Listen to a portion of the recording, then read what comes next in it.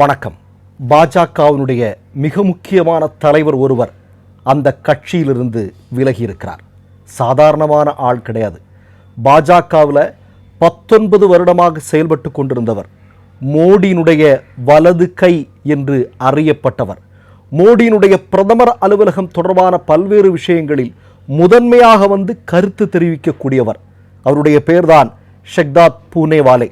இந்த ஷெக்தாத் பூனேவாலே பாஜக கட்சியிலிருந்து விலகி இருப்பதாக தகவல் தெரிவித்திருக்கிறார். கட்சி தலைமைக்கு தன்னுடைய ராஜினாமா கடிதத்தை அனுப்பியிருக்கிறார். தனிப்பட்ட காரணங்களுக்காக நான் பாஜக கட்சியிலிருந்து விலகுகிறேன் என்று சொல்லியிருக்கிறார். ஆனால் உண்மையான காரணம் என்னவென்றால், டெல்லியில் உலகமே பார்த்து மிகப்பெரிய அளவில் அதிசயித்து போன மோடி, அமித்ஷா, RSSற்கு எதிராக மாணவர்கள் நடத்திய போராட்டம்தான் பாஜகவிற்குள் இந்த பூகம்பம் வெடிக்க காரணமாக மாறியிருக்கிறது என்று அரசியல் வல்லுநர்கள் சொல்கிறார்கள். முதல்ல ஒரு தலைவர் ராஜினாமா செய்திருக்கிறார். இன்னொரு பக்கம் நீங்க பார்த்தீங்கன்னா, இன்றைக்கு பாராளுமன்ற வளாகத்தில் நடந்திருக்கக்கூடிய ஒரு மிக முக்கியமான நிகழ்வு, பப்பு யாதவ் என்று சொல்லக்கூடிய ஒரு மிக முக்கியமான இந்தியாவுடைய அரசியல் தலைவர் இன்றைக்கு பாராளுமன்ற வளாகத்தில் ஒரு செயலை செய்து காட்டியிருக்கிறார்.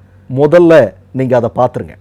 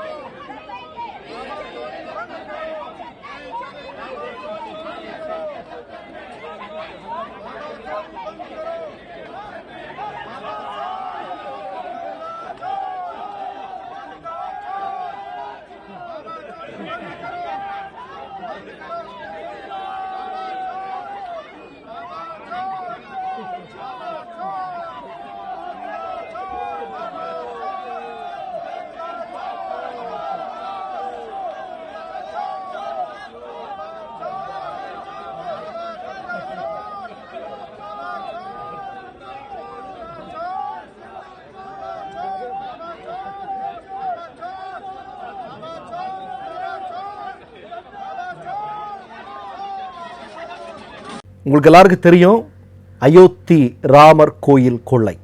அது இந்திய அளவில் விஸ்வரூபமான விஷயமாக மாறி இருக்கிறது. இந்தியாவில் இருக்கக்கூடிய ஒவ்வொரு மனிதனுக்குள்ளும் மிகப்பெரிய அதிர்வலைகளை உருவாக்கி இருக்கிறது. ராமர் கோயிலில் நடந்திருக்கக்கூடிய 1500 கோடி ரூபாய்க்கும் அதிகமான கொள்ளைக்கு பின்னால் சங்கபரிவார கும்பல் என்பது அப்பட்டமாக வெளிச்சத்திற்கு வந்திருக்கிறது. இவ்வளவு பெரிய கொள்ளை ராமர் கோயிலில் நடந்ததற்கு பிறகும் கூட வாய் திறக்காமல் இருக்கக்கூடிய மோடியினுடைய கள்ள மௌனம் இந்தியாவில் இருக்கக்கூடிய மக்கள் மத்தியில் ஒரு மிகப்பெரிய அதிர்வலைகளை ஏற்படுத்தி இருக்கிறது என்பதுதான் உண்மை. அதை வெளிப்படுத்தும் விதமாக ராமர் கோயிலில் நடந்திருக்கக்கூடிய கொள்ளையை உலகம் முழுவதும் தெரியப்படுத்தும் விதமாக பப்பு யாதவ் நடத்தி இருக்கக்கூடிய ஒரு மிக முக்கியமான நிகழ்வுதான் இன்றைய தினம் பாராளுமன்ற வளாகத்தில் நடந்திருக்கக்கூடியது. இப்போ நமக்கு எல்லாருக்குமே நல்லா தெரியும், இன்றைக்கு பாஜக என்பது 13 வருடமாக எப்படி இந்தியாவில் ஆட்சி அதிகாரத்தில் இருக்கிறது என்று. ஆனால் பதறி போயிருக்கிறார்கள், பயந்து போயிருக்கிறார்கள். மோடி, அமித்ஷாவும் பாராளுமன்றத்திற்கே வர மறுத்து கொண்டிருக்கிறார்கள். இப்போ இன்னொரு செய்தி என்ன தெரியுமா? JP நட்டா ராஜ்யசபாவில் என்ன சொல்லியிருக்காரு தெரியுமா? எந்த பிரச்சனையை வேணாலும் நம்ம பேசலாம், விவாதிக்கலாம், வாங்க அப்படின்னு இறங்கி போய் பேசியிருக்கிறார். அதெல்லாம் எந்த காலத்திலும் பாஜக கிட்ட இருந்து நீங்கள் எதிர்பார்க்க முடியாது. இப்படியெல்லாம் பேசுகிறார்கள் என்றால் அதற்கு பின்னால் இருக்கக்கூடிய காரணம் என்ன? அது மட்டுமல்ல, இன்றைக்கு நீங்கள் பார்த்தீங்கன்னா நரேந்திர மோடி அவர்கள் பிரதமர் CCS என்று சொல்லக்கூடிய கேபினட் கமிட்டி ஆஃப் செக்யூரிட்டி, அந்த அவங்கள உடனடியாக அந்த ஒரு கூட்டத்தை கூட்டியிருக்கிறார். அஜித் தோவல் உட்பட மிக முக்கியமான அமைச்சர்கள் எல்லாம் அந்த கூட்டத்தில் கலந்துட்டு இருக்கிறாங்க. எதற்காக இந்த கூட்டம்? ரஷ்யா தொடர்பான அப்படி இப்படின்னு ஏசியன் விவாதம் இதெல்லாம் சொல்கிறாங்க. ஆனால் அதெல்லாம் கிடையாது. உத்தரப்பிரதேசத்தில் விவசாயிகள் மாணவர்கள் மிகப்பெரிய போராட்டம், ராஜஸ்தானில் மாணவர்கள் மிகப்பெரிய போராட்டம், அதே மாதிரி நீங்கள் பார்த்தீங்க அப்படின்னா மகாராஷ்டிராவில், மத்திய பிரதேசில் இப்படி விவசாயிகளும் மாணவர்களும் மிகப்பெரிய அளவில் போராடுவதற்கு தயாராகி கொண்டிருக்கிறார்கள். இந்த நேரத்தில் என்ன செய்கிறதுன்னே மோடிக்கு தெரியல. இதை ஹேண்டில் பண்ணுவதற்கான ஒரு பக்குவம் கூட மோடிக்கு கிடையாது என்று சொல்கிறார்கள். அதற்காகத்தான் இந்த அவசரமான கூட்டத்தை கூட்டியிருப்பதாக இன்றைக்கு தகவல் வந்து கொண்டிருக்கிறது. முக்கியமான விஷயம் என்ன தெரியுமாங்க, அதாவது உலகமே அதிசயித்து பார்க்கக்கூடிய அளவிற்கான இளைஞர்களுடைய ஒரு மாபெரும் எழுச்சி இந்தியாவில் நடந்திருக்கு. காரணம் மோடியினுடைய செயல்பாடுகள் இல்லையா, மக்கள் விரோத செயல்கள். இப்போ உங்களுக்கெல்லாம் தெரியும், எக்கானமி வளர்ந்துருச்சு, உலகத்தினுடைய வல்லரசுன்னு வடை சுட்டுட்டு இருக்கார் ஒவ்வொரு சுதந்திர தினத்தின் போதும் மோடி.